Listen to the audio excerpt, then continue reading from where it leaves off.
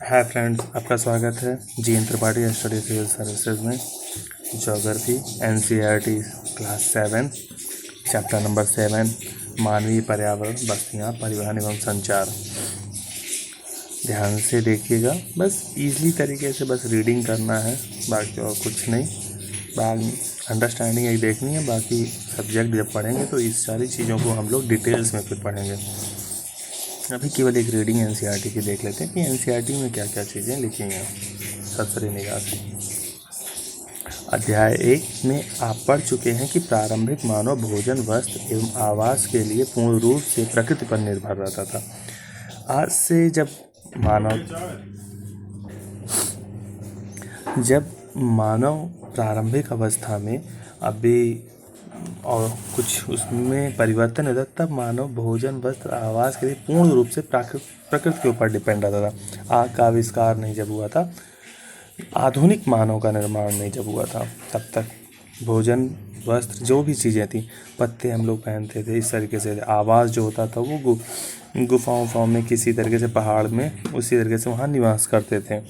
लेकिन समय के साथ उसने नए कौशल विकसित करके खाद्य पदार्थों का उत्पादन, घर बनाने, यातायात एवं संचार के बेहतर साधनों का विकास किया।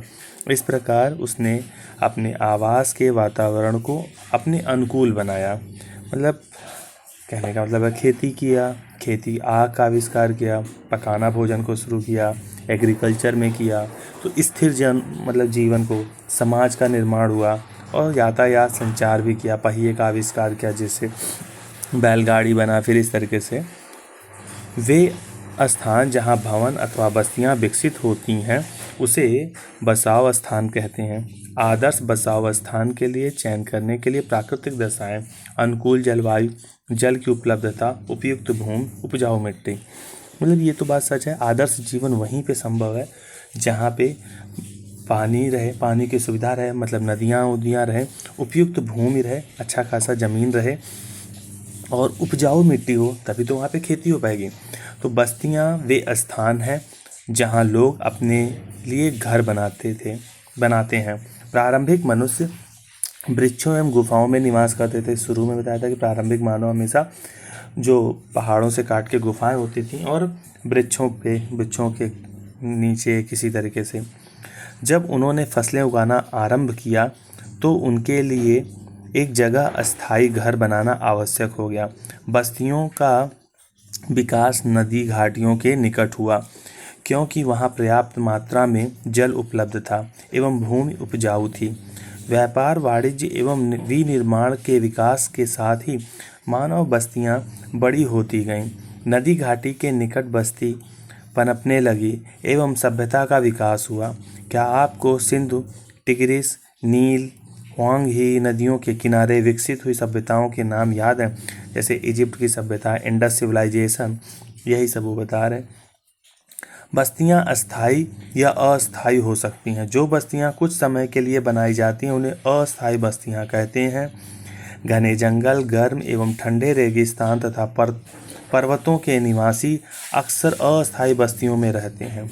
वे आखेट, संग्रहण, स्थानांतरी कृषि एवं ऋतु प्रवास करते हैं। यद्यपि अधिकांश बस्तियां आज अस्थायी बस्तियां हैं, इन बस्तियों में लोग रहने के लिए घर बनाते हैं।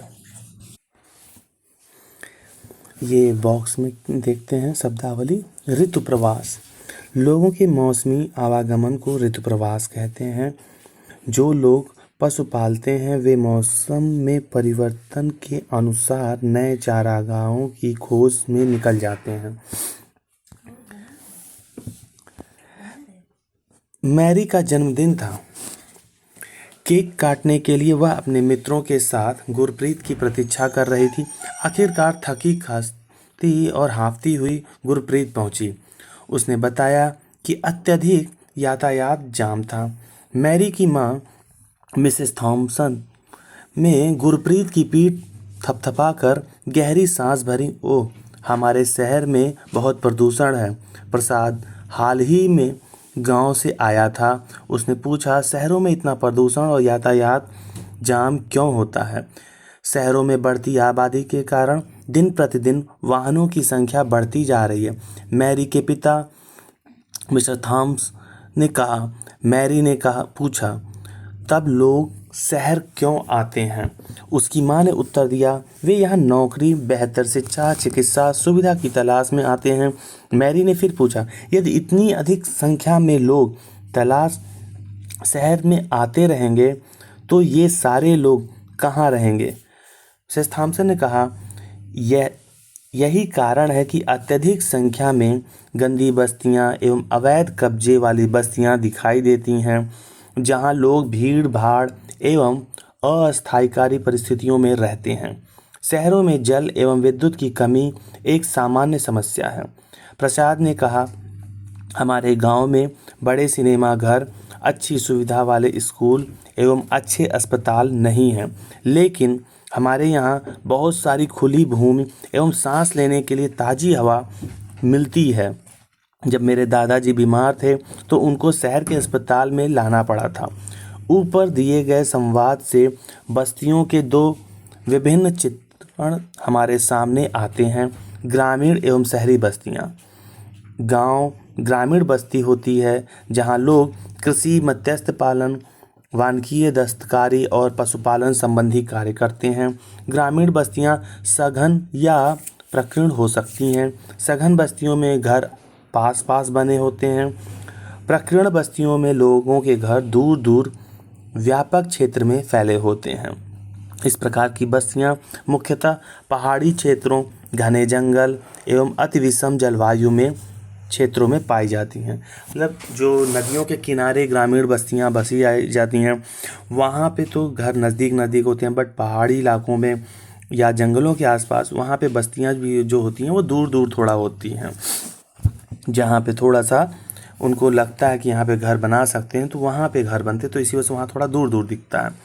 ग्रामीण क्षेत्र के लोग अपने पर्यावरण के अनुकूल घर बनाते हैं। जैसा अगर ठंडा रहता है तो जहाँ पे बर्फ़ गिरती है तो वहाँ पे आप देखेंगे थोड़ा हट जैसा होता है और वरना प्लेन होता है। जैसा एटमॉस्फेयर होता है उस हिसाब से उसका छत, उस हिसाब से उसकी आसपास की दीवारें या पूरा घर वैसा ही होता है। अत्यधिक वर्षा वाले क्षेत्र में ढाल वाली छत बनाते हैं। जिन स्थानों में वर्षा के समय जल का जमाव होता है वहाँ ऊंचे प्लेटफॉर्म अथवा सिलट पर घर बनते हैं। गर्म जलवायु वाले क्षेत्र में मिट्टी की मोटी दीवार वाले घर पाए जाते हैं, जिनकी छतें भूसे और की बनी होती हैं। स्थानीय सामग्री जैसे पत्थर, पंख, चिकनी मिट्टी, तृण आदि का उपयोग करके घर बनाया जाता है। जैसे कहीं पे बहुत गर्म होता है तो उसकी दीवारें मिट्टी की बनती हैं, और जो छप्पर होता है वो छत जो होता है वो छप्पर का बनता है, जिससे घर थोड़ा ठंडा रहे।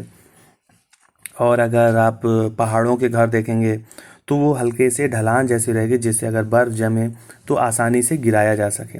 नगरीय बस्तियों में नगर छोटी, शहर उनसे बड़ी बस्तियां बनती हैं। नगरीय क्षेत्र में लोग निर्माण, व्यापार एवं सेवा क्षेत्रों में कार्यरत होते हैं।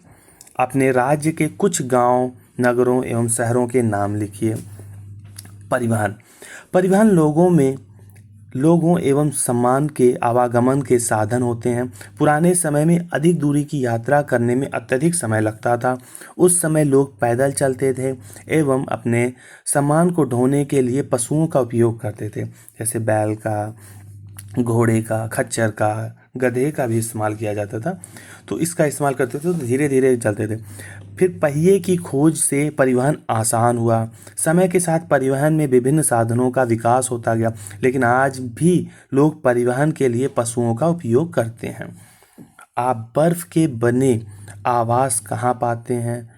उन्हें कौन बनाता है एवं वे क्या कहलाते हैं? हमेशा ध्रुवों पे आप जाएंगे जहाँ पे बहुत ज़्यादा बर्फ़ पड़ी थी, वहाँ पे बर्फ़ के घर बनाए जाते हैं, क्योंकि बाहर टेम्परेचर बहुत ज़्यादा माइनस में चला जाता है और बर्फ़ के अंदर का टेम्परेचर 0 डिग्री के आसपास रहता है। तो इस वजह से बर्फ़ के घर वहाँ बनाए जाते हैं, जिससे इंसुलेटर का काम करता है और गर्मी बनी रहती है। हमारे देश में सामान्यतः गधे, खच्चर, बैल, ऊँट का उपयोग किया जाता है। दक्षिण अफ्रीका के एंडीज पर्वत के क्षेत्र में लामा का उपयोग उसी तरह किया जाता है। चलिए, ये आपके प्रीलिम्स के लिए इम्पोर्टेंट है। एंडीज पर्वत पे किसका उपयोग? लामा का उपयोग किया जाता है। प्रारंभ में अन्य देशों के व्यापारियों को भारत पहुंचने में अनेक महीने लग जाते थे। वे समुद्री मार्ग से या थलीय मार्ग से आते थे। हवाई यात्रा ने परिवहन को द्रुत बना दिया है। आज भारत से यूरोप की यात्रा करने में केवल 6 से 8 घंटे का समय लगता है। इस प्रकार परिवहन के आधुनिक साधन समय एवं ऊर्जा की बचत करते हैं। परिवहन के उन साधनों की एक सूची बनाइए जिनका उपयोग काफ़ी कक्षा के छात्र स्कूल आने के लिए करते हैं। जैसे आप स्कूटी, बाइक, कार और स्कूल बस, इन सभी का कर सकते हैं। मानवीय पर्यावरण, बस्ती, परिवहन एवं संचार, ये देखते हैं इस बॉक्स में क्या लिखा। भारत में अनेक राष्ट्रीय एवं राज्य मार्ग हैं। भारत के एक्सप्रेसवे का निर्माण नवीनतम है। स्वर्ण चतुर्भुजीय महामार्ग दिल्ली, मुंबई, चेन्नई और कोलकाता को जोड़ता है। ये इंपॉर्टेंट, स्वर्णिम चतुर्भुज।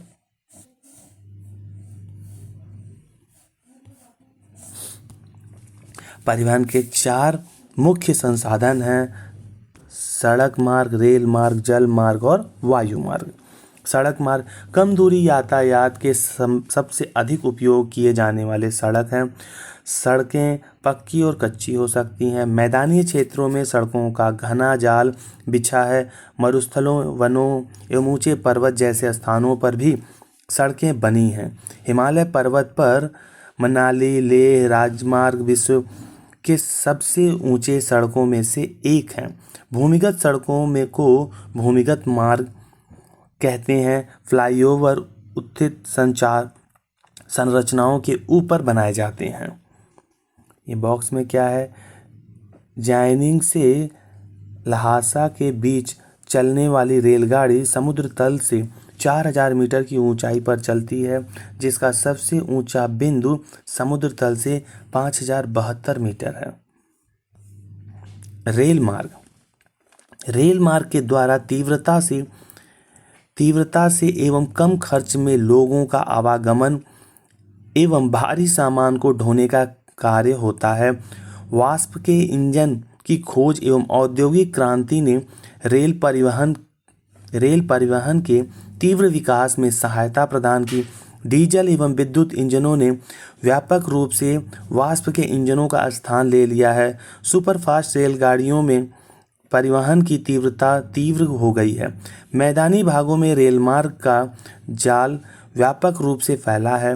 उन्नत प्रौद्योगिक कौशल से दुर्गम पहाड़ी क्षेत्र में भी रेलमार्ग बनाना संभव हो गया है, लेकिन इनकी संख्या काफ़ी कम है। भारतीय रेलमार्ग का जाल भली भांति विकसित है। यह एशिया में सबसे बड़ा है। तो एशिया में सबसे बड़ा रेलमार्ग किसका है? तो वो भारत का है। ट्रांस साइबेरियन रेल मार्ग विश्व की सबसे लंबा रेल मार्ग, बहुत इंपॉर्टेंट, डायरेक्ट देखिए क्वेश्चन प्रीलिम्स में। ट्रांस साइबेरियन रेल मार्ग विश्व की में सबसे लंबा रेल मार्ग है, जो पश्चिम रूस से सेंट पीटर्सबर्ग से प्रशांत महासागरीय तट पर स्थित व्लादिवोस्टोक तक है। जल मार्ग, आप पहले पढ़ चुके हैं कि प्रारंभिक समय में परिवहन के लिए जलमार्ग का उपयोग किया जाता था। अधिक दूरी में भारी एवं बड़े आकार वाले सामानों को ढोने के लिए जलमार्ग सबसे सस्ता साधन होता है। ये मुख्यतः 2 प्रकार के होते हैं: अंतर्देशीय जलमार्ग, समुद्री मार्ग। नाव्य नदियों एवं झीलों का उपयोग अंतर्देशीय जलमार्ग के लिए होता है। कुछ महत्वपूर्ण अंतर्देशीय जलमार्ग: गंगा ब्रह्मपुत्र नदी तंत्र, उत्तर अमेरिका में ग्रेट लेक एवं अफ्रीका के नील नदी। समुद्री एवं महासागरीय मार्गों का उपयोग सामान्यतः व्यापारिक माल एवं सामान को एक देश से दूसरे देश में पहुंचाने के लिए करते हैं। ये मार्ग पत्तनों से जुड़े होते हैं। विश्व के कुछ महत्वपूर्ण पत्तन: एशिया में सिंगापुर एवं मुंबई, उत्तरी अमेरिका में न्यूयॉर्क एवं लॉस एंजलिस, दक्षिण अमेरिका में रियो डी जनेरियो, अफ्रीका में डरबन एवं केप टाउन, ऑस्ट्रेलिया में सिडनी, यूरोप में लंदन। क्या आप विश्व के कुछ और पत्तनों के नाम भी बता सकते हैं? वायु मार्ग 20वीं सदी के आरंभ में विकसित यह परिवहन का सबसे तीव्र मार्ग है। ईंधन की लागत अधिक होने के कारण यह सर्वाधिक महंगा साधन है। वायु यातायात खराब मौसम जैसे कोहरे एवं तूफान से कुछ प्रभावित होते हैं। यह यातायात का अकेला साधन है जो सर्वाधिक दुर्गम और दूर स्थानों तक पहुंच सकता है, विशेष रूप से जहां सड़क एवं रेल मार्ग नहीं है। हेलीकॉप्टर अगम्य स्थान एवं संकटकालीन स्थितियों में लोगों को बचाने एवं भोजन, जल, कपड़े एवं दवाएं बांटने के लिए एक बहुत ही उपयोगी साधन है। कुछ महत्वपूर्ण हवाई पत्ते Delhi, Mumbai, New York, London, Paris, Frankfurt और काहिरा। अंग्रेजी, हिंदी, क्षेत्रीय भाषा के कुछ समाचार पत्र एवं टीवी चैनलों के नाम लिखिए। संचार दूसरों के पास तक पहुंचाने की प्रक्रिया है। तकनीकी विकास के साथ मानव ने संचार के एक नए तीव्र साधनों को विकसित कर लिया है, जैसे 7.10 चित्र में तंत्र के विकास का वर्णन किया गया है। संचार के क्षेत्र में विकास से विश्व में सूचना क्रांति आई। सूचना प्रदान करने के लिए, शिक्षा तथा मनोरंजन के लिए संचार के विभिन्न साधनों का उपयोग होता है। समाचार पत्रों, रेडियो एवं टेलीविज़न के द्वारा हम बड़ी संख्या में लोगों के साथ संचार कर सकते हैं, इसलिए इनको जनसंपर्क माध्यम कहते हैं। सैटेलाइट से संचार में तीव्रता आई है। तेल की खोज, वनों का सर्वेक्षण, भूमिगत जल, खनिज संपदा, मौसम पूर्वानुमान एवं आपदा चेतावनी आदि में सैटेलाइट सहायक होते हैं। अब हम इंटरनेट के माध्यम से इलेक्ट्रॉनिक मेल या ईमेल भेज सकते हैं। आज सेलुलर फ़ोन के द्वारा बेतार टेलीफोन संचार अत्यधिक लोकप्रिय हो चुका है। इंटरनेट के माध्यम से विश्व भर में केवल सूचना एवं परस्पर समीपता ही मिल सकती है, अपितु इनसे हमारा जीवन अधिक सुखमय भी बन गया है। अब हम घर बैठे ही रेल, हवाई जहाज एवं सिनेमा या होटल तक के टिकट आरक्षित करवा सकते हैं। संपूर्ण विश्व में इस प्रकार लोगों के बीच, लोग एवं सेवाओं तथा संस्थाओं के बीच तीव्र गति से आपसी संपर्क संभव होने के कारण आज हम एक वृहद विश्व समाज के रूप में विकसित हो रहे हैं। यह है संचार का तरीका। परिवहन के 4 प्रकार क्या हैं? बस्ती से आप क्या समझते हैं? ग्रामीण लोगों की क्रियाकलाप क्या है? रेल मार्ग के किन्हीं 2 गुणों के बारे में बताइए। संचार से आप क्या समझते हैं? जनसंपर्क माध्यम क्या है? इनमें से कौन संचार का साधन नहीं है? तो मेज नहीं है। इनमें से कौन सा सड़क का भूमिगत निर्माण है? तो भूमिगत निर्माण कौन होता है? तो फ्लाईओवर होता है। किस द्वीप पर पहुंचने के लिए निम्न में से कौन सा यातायात का साधन उपयुक्त है? द्वीपों पर तो जहाज के द्वारा जा सकते हैं। यातायात का कौन सा साधन पर्यावरण को प्रदूषित नहीं करता? तो जाहिर सी बात है साइकिल नहीं प्रदूषित करता है। तो इस तरीके से आंसर दीजिए सभी प्रश्नों के लगभग 60% तक का। और ये 7वां चैप्टर ख़त्म हो गया है। प्लीज़ अगर नहीं पढ़े हैं पुराने चैप्टरों को तो पढ़िए, एनसीईआरटी के साथ कनेक्ट होइए, देन फिर कोर्स सब्जेक्ट पे चलते हैं। यूपीपी से 2026 को क्रैक करना है। अगर कोई समस्या आती है या कोई आपको हमें सुझाव देना तो प्लीज़ कमेंट करें। चैनल को, आप ही का चैनल है, चैनल को लाइक करें, सब्सक्राइब करें, ढेर सारा शेयर करें। Thank you.